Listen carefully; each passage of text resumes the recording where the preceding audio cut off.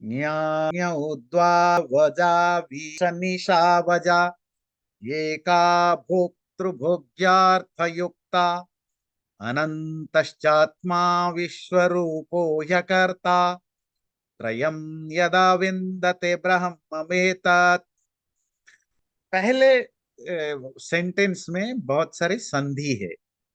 ज्ञा ज्ञौ, ज्ञा प्लस अज्ञा। मैं कोशिश करता हूं मैं आपको इसकी संधि वगैरह क्लियरली दिखाऊं। Let give me just 1 minute, मैं गूगल डक खोल दूं। ज्ञा का अर्थ होता है जानने वाला। जैसे गणितज्ञ, एक्सपर्ट इन गणित, मैथमेटिक्स। वेदज्ञ, एक्सपर्ट इन वेदाज। राजनीतिज्ञ, एक्सपर्ट इन पॉलिटिक्स। ज्ञ जानने वाला। अज्ञ न जानने वाला। और ज्ञ प्लस अज्ञ अज्ञाज्ञ, अर्थात एक ज्ञानी है, एक अज्ञानी है। द्वौ, ये दो हैं और ये दोनों अजऊ हैं। अज कहते हैं, ज कहते हैं जन्म, बर्थ। अज कहते हैं those who have no birth, अर्थात ये अजन्मा है, अनबर्न है। दो, ये सब द्विवचन है। पर इनमें एक ईश है, एक मास्टर है, रूलर है। दूसरा अनीश है, दूसरा मास्टर नहीं है, रूलर नहीं है। और फिर इनके अलावा और एक एंटिटी है, अजा। वो भी अनबर्न है, पर वो फेमिनिन है और वो अकेली है। अब इसी को समझते हैं। पिछले श्लोक में पढ़ा प्रकृति के बारे में, मैटर के बारे में। तो उसका एक मैनिफेस्ट फॉर्म है, एक अनमैनिफेस्ट फॉर्म है, एक उसका डिकेइंग फॉर्म है, एक अनडिकेइंग फॉर्म है, आदि आदि। अब ये जो आत्मा है, चेतन, कॉन्शसनेस, वो भी दो तरह की है। एक तो ज्ञ है, नोअर, जिसको हम कहते हैं ओमनिशिएंट, सर्वज्ञ। कौन है? एक आत्मा, जिसको परमात्मा कहते हैं। दूसरी आत्मा अज्ञ है, इग्नोरेंट है, नोइंग नथिंग। वो कौन है? जीवात्मा। आपको जो ज्ञान है ना, वो आपको, यू हैव टू एक्वायर, आपको ज्ञान इकट्ठा करना पड़ता है। ज्ञान इकट्ठा नहीं करेंगे तो आप मूर्ख रहेंगे। मतलब आपको जंगल में छोड़ दिया जाए पैदा होते ही, तो आप वो जंगली जानवरों से और आप में कोई ज्यादा फर्क नहीं है ना? नहीं। तो एक तो नेचुरली सर्वज्ञ है, ओमनिशिएंट है। दूसरा नेचुरली अज्ञ है, इग्नोरेंट है। और क्या और क्या चीज है? पर दोनों में एक कॉमनालिटी है, दोनों अज है, अज। ज कहते हैं जन्म, बर्थ। जब अ लगता है, निगेशन। दोनों का बर्थ नहीं है, बर्थलेस, जन्म रहित, अनबर्न है। अनबर्न किसको इंडिकेट करता है? इटर्नल, नित्य को। दोनों नित्य है, दोनों अनबर्न है, पर एक ओमनिशिएंट है, एक नो सेंस है। और क्या चीज है? हाँ, एक ईश है, एक अनीश है। ईश मास्टर है, रूलर है, ओनर है, यूनिवर्स का ओन करता है, उसको रूल करता है, उसका मास्टर है ईश।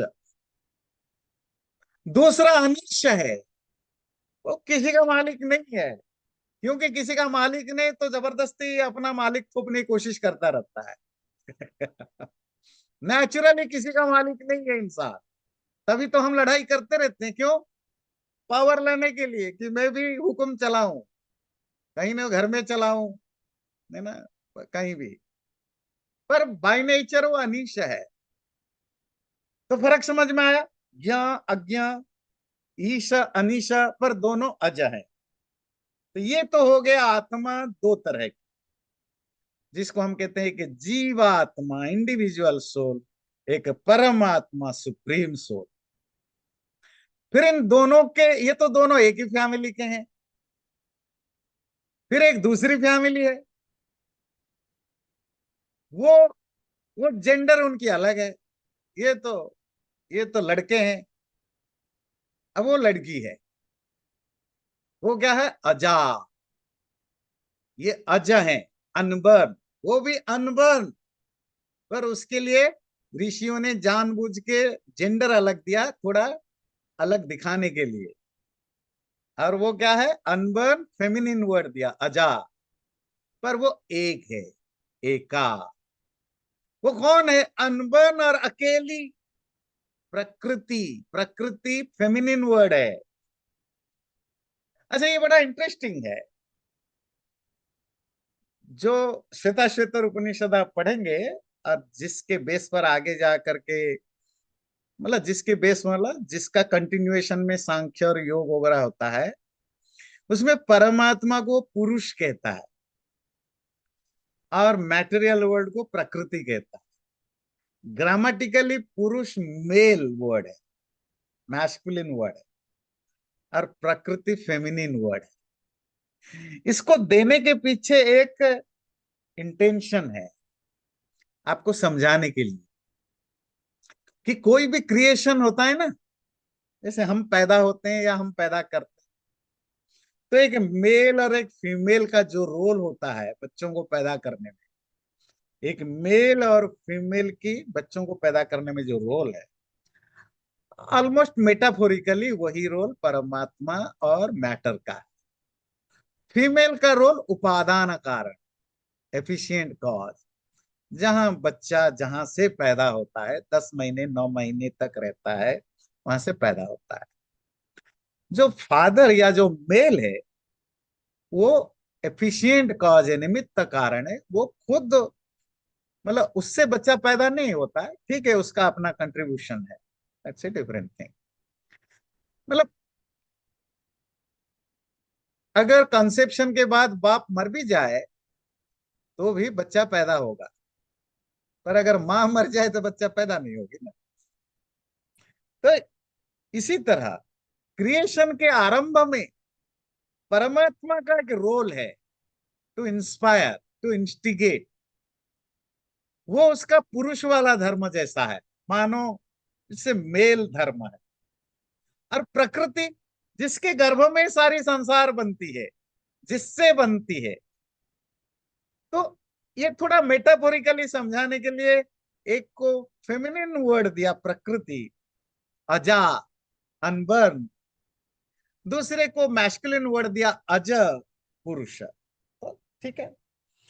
तो एक तो अजा हुआ, वो अकेली है, प्रकृति है। और जो अजा है वो दो है, एक इग्नोरेंट, एक ओमनिशियंट, एक पावरफुल, एक पावरलेस। अगला, वो जो अकेली अजा है, अनबर्न है, जिसको हम क्या कहते हैं? Matter, material world. वो क्यों बनाई गई? लोग देखिए, भोक्तृ भोग्यार्थ युक्ता। उसका पर्पस तो बहुत है इसको बनाने में, पर एक पर्पस है, who is engaged in bringing about the relation of the enjoyer and enjoy. क्योंकि ये जो हाथी का बच्चा है ना, जो खुद चल नहीं सकता, बार बार गिरता है, उसकी हाथी की सपोर्ट की, वो कौन है? जीवात्मा। उसको एंटरटेनमेंट चाहिए, उसको भोग चाहिए, उसको एंजॉयमेंट चाहिए। ये जो मैटेरियल वर्ल्ड है, भोक्ता के, भोग्य के का, भोग्य का ऑब्जेक्ट है। भोक्ता कौन है? एंजॉयर। एंजॉयर कौन है? जीवात्मा। भोग्य का मतलब क्या होता है? एंजॉयबल। वो एंजॉय करना चाहता है। और उसको एंजॉय की ऑब्जेक्ट कौन है? यूनिवर्स है। तो प्रकृति का एक पर्पस है, परमात्मा ने यूनिवर्स को बनाने के पीछे एक पर्पस है, उसके तो बहुत सारे पर्पस है, कि जो जीवात्माएं हैं वो एंजॉय कर सके, भोग कर सके। इसीलिए अगर आप ओरिजिनल टेक्स्ट बुक देखेंगे, उसमें मोक्ष के बारे में इतना जोर नहीं दिया गया। दिया गया जो लोग उसके लिए कैपेबल हैं। ये जो कुछ कुछ सेंचुरी से हर कोई दुनिया को माया, माया, भोग छोड़ो, ये एक तरह के एंटी ओल्डन हिंदू थॉट है। और उसका रिजल्ट क्या निकला? ये दुनिया को माया कहने वाले कोई नहीं दुनिया छोड़ा, पर क्या है कि छुपा के भोगने लगे। बाबा लोग छुपा के भोगते हैं, गृहस्थी लोग दिखा के भोगते हैं। हाँ, जो लोग ऑनेस्ट है, रियल है, वैरागी है, वो तो अलग बात है। ये जो मैटेरियल वर्ल्ड है, उसका एक पर्पस क्या है? भोक्तृ भोग्य अर्थयुक्ता। शब्द देखिए, भोक्ता के, एंजॉयर के, भोग्य एंजॉयमेंट के अर्थ पर्पस से युक्ता जुड़ी हुई है। तो ये तो हो गया प्रकृति के बारे में, मैटर के बारे में। अब आते हैं अनंतश्चात्मा विश्वरूपो ह्यकर्ता। अब तीसरी एंटिटी जो परमात्मा है। तो परमात्मा कैसा है? अनंत, इन्फिनिट आत्मा। वो आत्मा जो इन्फिनिट है, वो आत्मा जो इन्फिनिट है। विश्वरूप, जो जो लाखों करोड़ों फॉर्म वाला है, ही अकर्ता, वो कर्ता, इनएक्टिव है। चलिए, अब ब्रह्मन के बारे में भी एक लाइन दिया। वो आत्मा जो इन्फिनिट है, और जिसको जो अलग अलग फॉर्म में जाना, विश्व रूप। जैसे पुरुष सूक्त में पढ़ा ना, सहस्र शीर्षा सहस्राक्ष सहस्रपात। अर्थात दुनिया में जितने भी क्रिएचर हैं, उन सब में परमात्मा है। तो उन सब में आप चाहो तो परमात्मा को देख सकते हो, उस ध्रुव की तरह।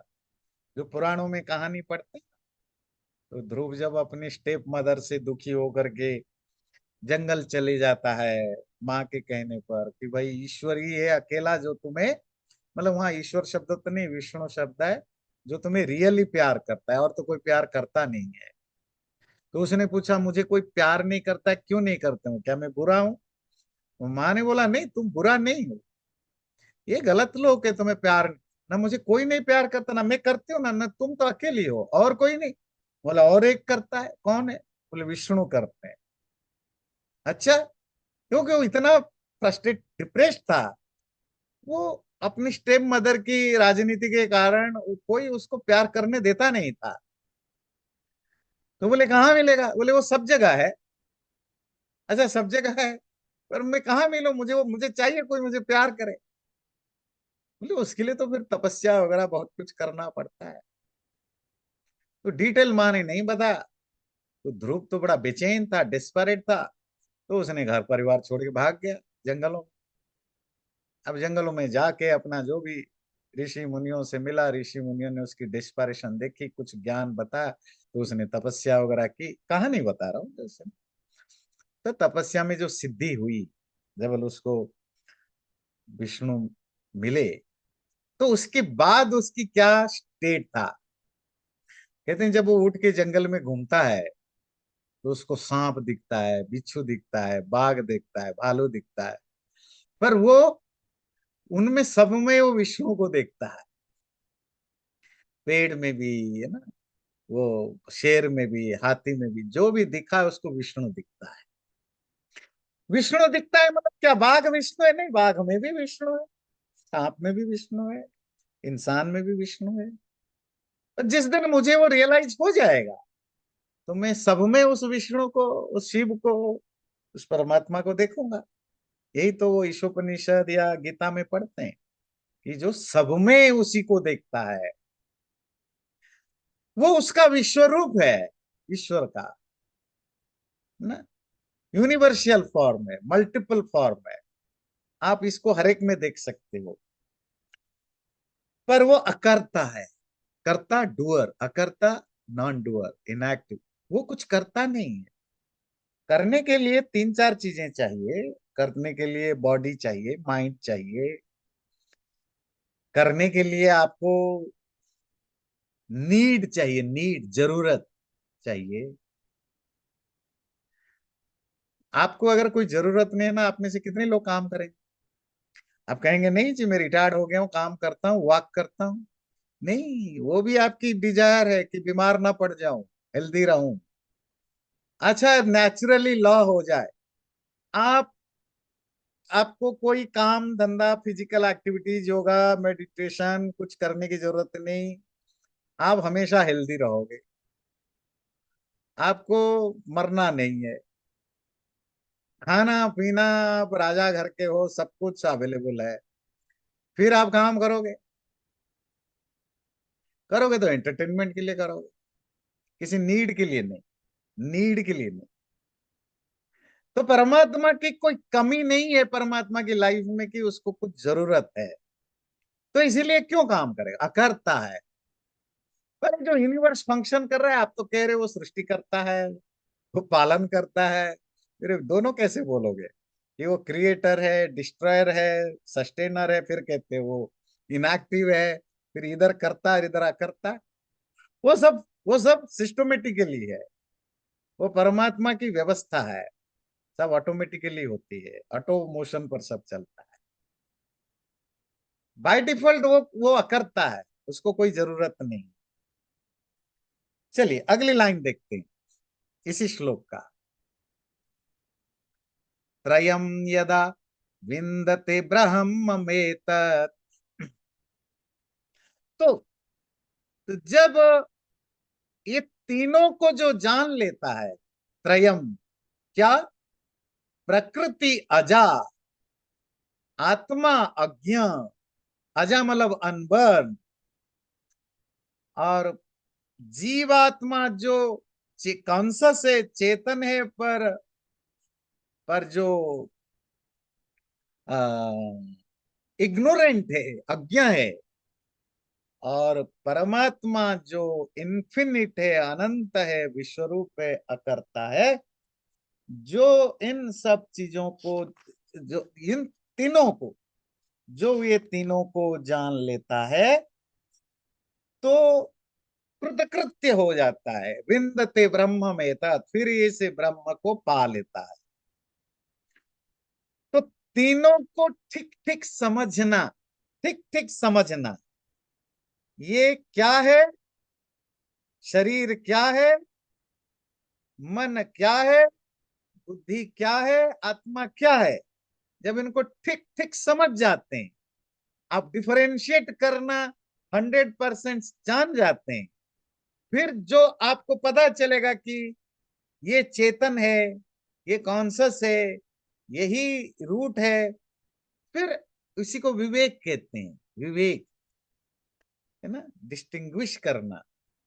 तो फिर को आप सब पा जाते हैं, उसको पा जाते हैं जिसको आप पाना चाहते हैं।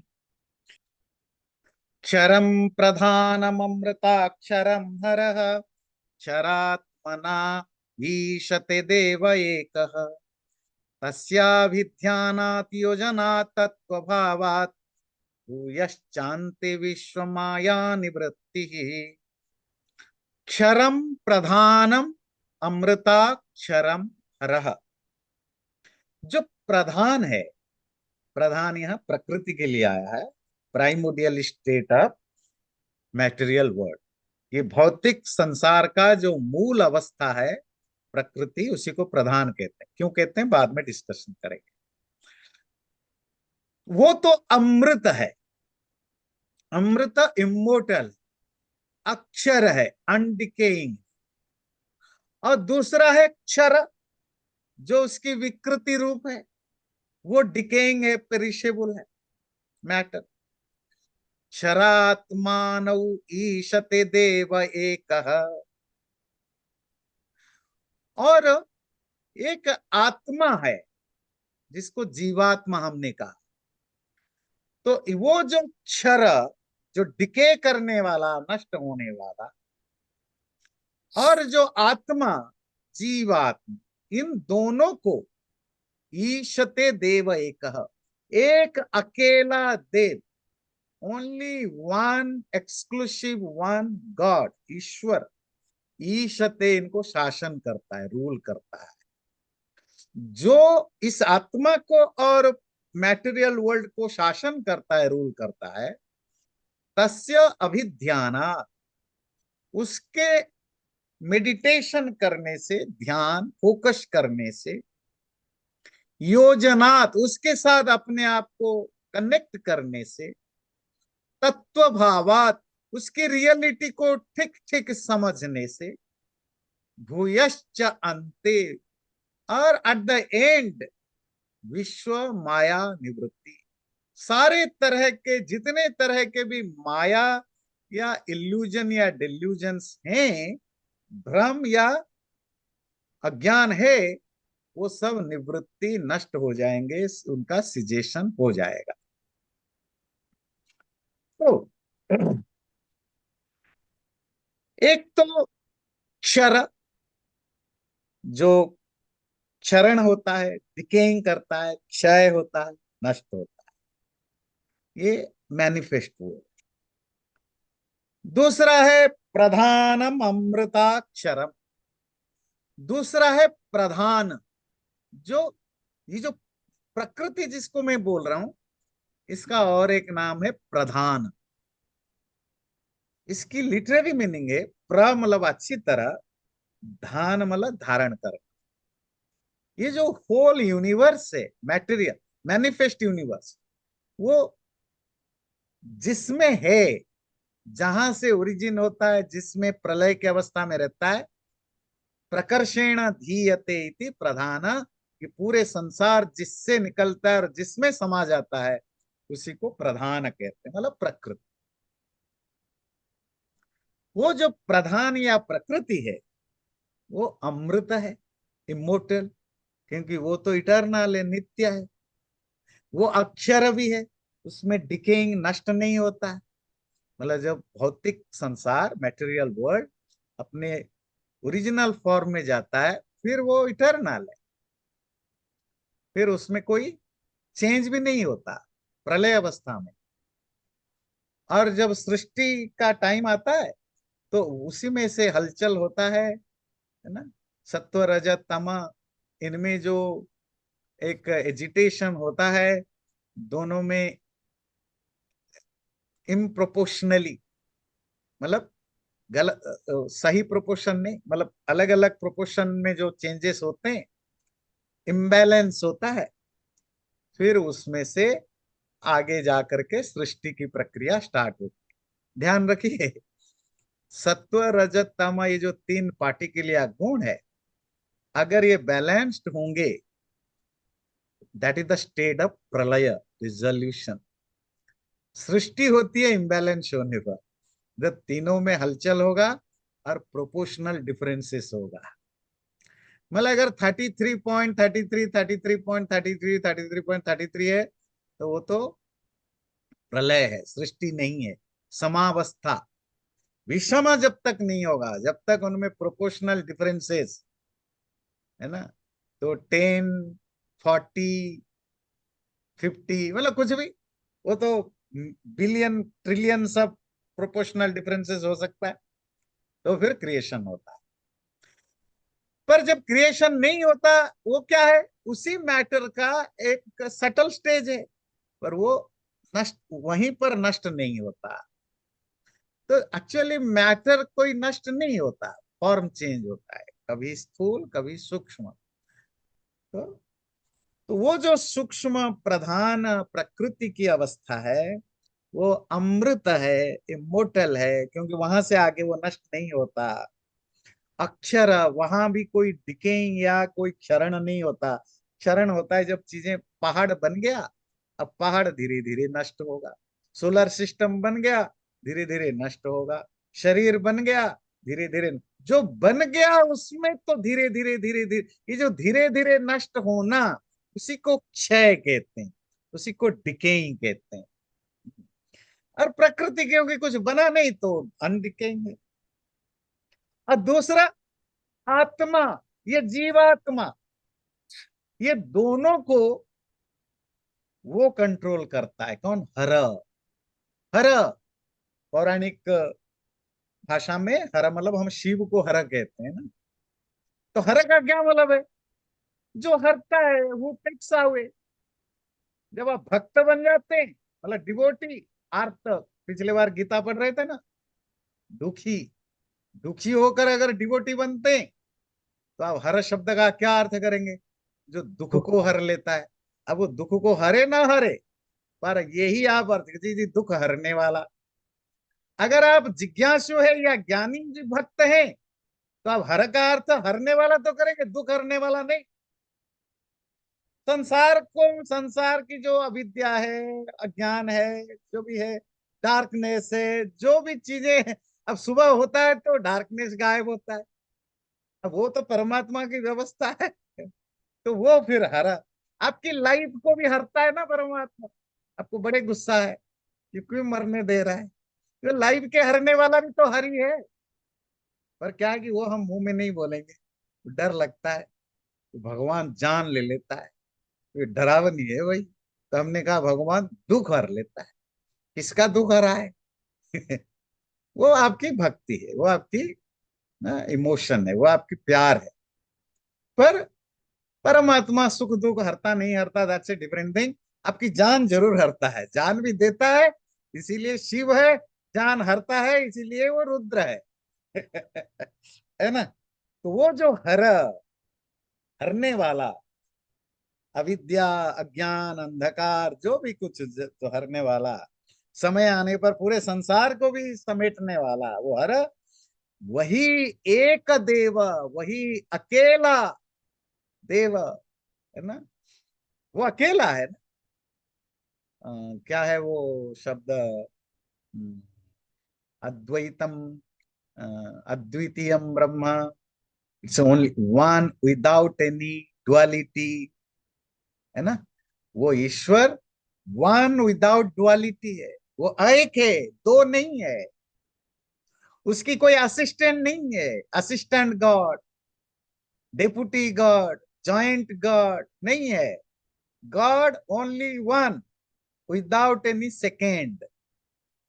मतलब राष्ट्रपति भी है ना, उसका एक वाइस प्रेसिडेंट भी होता है, प्राइम मिनिस्टर होता है, तो डेप्यूटी प्राइम मिनिस्टर होता है। पर ईश्वर का कोई ना पैरेलल ईश्वर है, ना डेप्यूटी है, ना वाइस है, ना असिस्टेंट है, कुछ नहीं, ना अंडर प्रेसिडेंट है, nothing. One without any second, अद्वैतम ब्रह्म।